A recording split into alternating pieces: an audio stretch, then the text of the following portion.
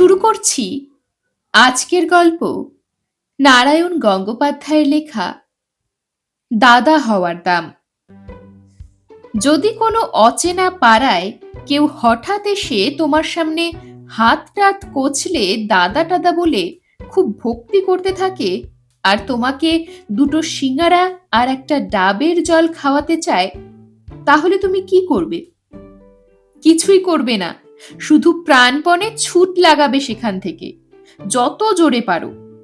কারণ দাদা হওয়ার দাম অনেক, অন্তত 12 টাকা।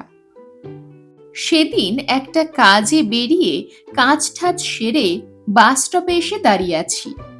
এমন সময় হঠাৎ, আরে দাদা যে! চেয়ে দেখি এক ভদ্রলোক, বয়সে আমার চেয়ে বড়ই হবেন, মাথায় আমার চাইতেও বড় টাক, মুখে সরু গোঁফ, ছিটের হাফ শার্ট, আমার দিকে তাকিয়ে খুব মিঠে মিঠে হাসছেন। দাদা হঠাৎ এ পাড়ায়? আশ্চর্য হয়ে বললাম, একটু কাজে এসেছিলাম, কিন্তু আপনাকে তো ঠিক চিনতে পারলাম না। আমাকে চেনার কি আছে, আমি অত্যন্ত সামান্য লোক, চুনোপুটি। দাদাকে কে না চেনে? বাপরে, কত বড় লোক! বলেই ঢিপ করে একটা প্রণাম করলে। আমি বললাম, আরে করেন কি করেন কি, বলেও সামলাতে পারলাম না। আপনাকে দেখলাম, পেন নাম করলাম, আহা, দিনটা আমার সার্থক হয়ে গেল। দাদা, আপনারাই তো দেশের গৌরব, আমাদের মাথার মণি। সত্যি কথা বলতে কি, কেমন ভ্যাবাচ্যাকা লেগে গেল।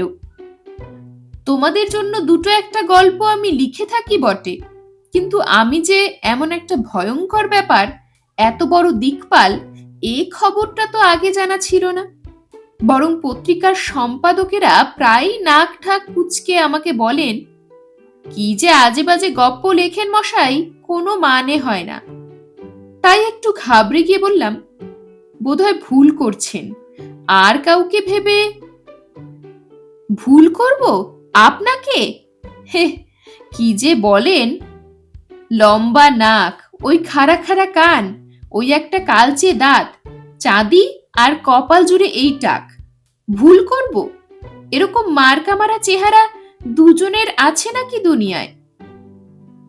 ভক্তি করেই বলছেন লোকটি, কিন্তু খাড়া কান, কালচে দাঁত, মাথায় টাক, নিজের সম্বন্ধে এসব বর্ণনা শুনতে ভালো লাগলো না। কারই বা লাগে? আমি তাড়াতাড়ি বললাম, আচ্ছা আচ্ছা, ঠিক আছে, বড় খুশি হলাম, কিন্তু ওই যে আমার বাস আসছে, আমি যাই। সে কি কথা? ভদ্রলোক খপ করে আমার হাত চেপে ধরলেন। বাস অনেক আসবে, অনেক যাবে, কিন্তু আপনি তো আর বারবার আসবেন না আমাদের পাড়ায়। আর এলেও কোন ফাঁকে শুট করে চলে যাবেন টেরও পাবো না। আসুন আসুন, একটু বসবেন, আমাদের ক্লাব ঘরে বাচ্চাদের একটু দর্শন দেবেন। বাচ্চাদের দর্শন দেব? আমি কে? আমি কি তারাশঙ্কর বাড়ুজ্জে, প্রেমেন মিত্তির, না শিবরাম চক্রবর্তী, না মৌমাছি, না স্বপন বুড়ো? আমার লেখা বাচ্চারা কখনো পড়ে কিনা তাতেই সন্দেহ আছে। তবু মনে মনে লোভ হলো, হঠাৎ খামোখা এরকম একটা খাতির পেয়ে গেলে আর কার খারাপ লাগে।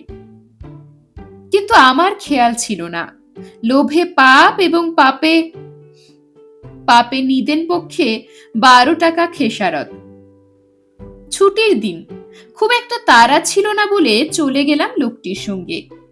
কাছেই কাঁচা ড্রেনের পাশে টালির চাল দেওয়া একটা ঘর, বাইরে তোবড়ানো সাইনবোর্ডে লেখা তরুণ সভা।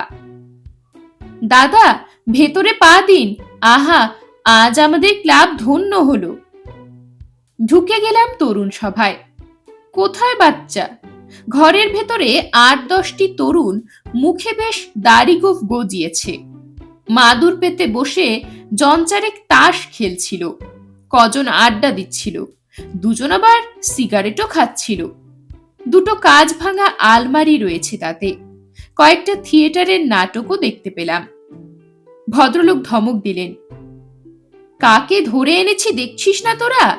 এর মতো মানি লোকের সামনে সিগারেট খাচ্ছিস? ফেলে দে, বন্ধ কর তাস শিগগিরই। আচ্ছা করে শেষ টান দিয়ে দুজনের সিগারেট দুটো বাইরে ফেলে দিল। বাকিরা ধীরে সুস্থে তাস গুছিয়ে তুলল, আর সবাই মিলে ড্যাব ড্যাব করে চেয়ে রইল আমার দিকে। ভদ্রলোক আবার একটা ধমক দিলেন, হাঁ করে তাকিয়ে আছিস কি? এত বড় একটা গ্রেট ম্যান এলেন, তোদের ক্লাব ধন্য হয়ে গেল, আর দাদাকে বসতেও দিচ্ছিস নে। হুড়মুড়িয়ে কোনখান থেকে একটা টিনের চেয়ার টেনে আনলেন।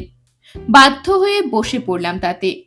ক্যাচর ম্যাচর করে আওয়াজ হলো খানিকটা। আমি ভাবলাম ভেঙে না পড়ে। তারপর সেই দাড়িওয়ালা বাচ্চার দল আমার চারিদিকে ঘিরে দাঁড়ালো, আর সামনে হাত জোড় করে রইলেন আমার চাইতে বয়সে বড়, মুখে সরু গোঁফ, গায়ে ছিটের শার্ট, টাকমাথা সেই লোকটি। তরুণদের কথা থেকে জানলাম তার নাম ন্যাপাদা। ন্যাপাদা বললেন, একটু চা নাই দাদা?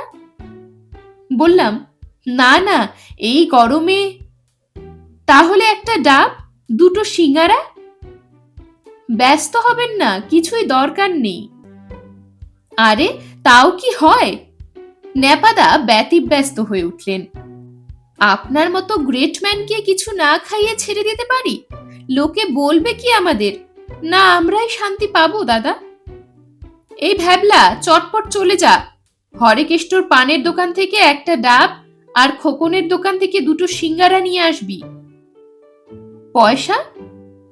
পয়সা কি রে?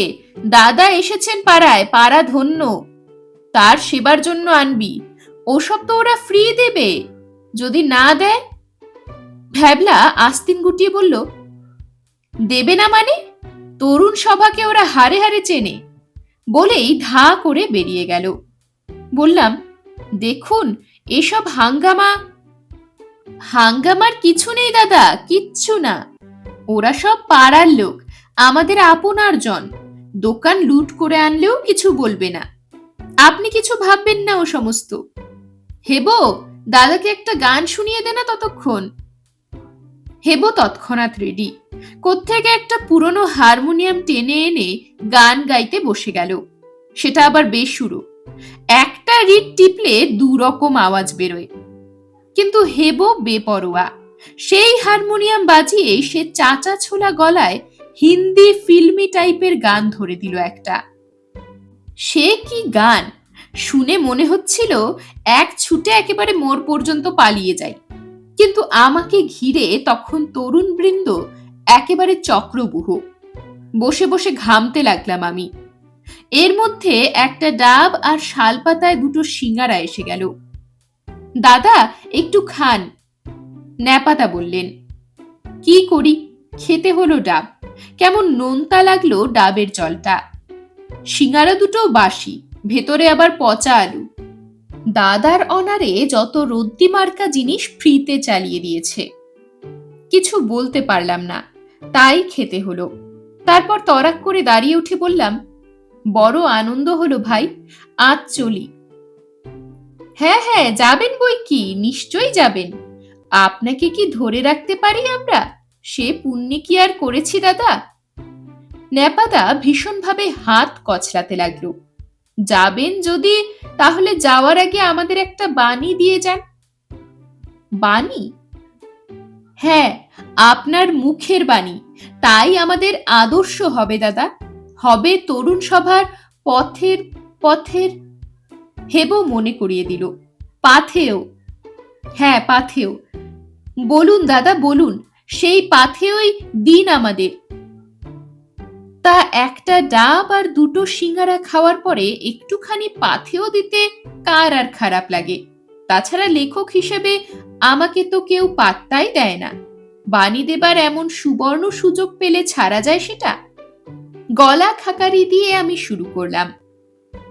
মনে রাখতে হবে আমাদের হওয়া দরকার, মানে জাতির উন্নতি করতে হলে আগে চাই মনুষ্যত্ব, চাই সেবা, চাই মানে চাই ত্যাগ। জয় হিন্দ। চটপট ক্ল্যাপ পড়ে গেল। ন্যাপাদা বললেন, ইস, দাদা কি ফাইন বক্তৃতা দেন। হেবো লিখে নে, এসব দামি কথা লিখে রাখতে হয়, একবার হারিয়ে গেলে আর পাওয়া যাবে না। কিন্তু বাণী হেবো লিখল না। সে ভ্যাবলা ট্যাবলার সঙ্গে কি যেন ফিস ফিস করছিল আর আরে আরে তাকাচ্ছিল আমার দিকে। ন্যাপাদা বললেন, কি আবার ফুসফাস করছিস তোরা? ভ্যাবলা বললে, না মানে দাদার কাছে একটা নিবেদন আছে, কিন্তু লজ্জা করছে।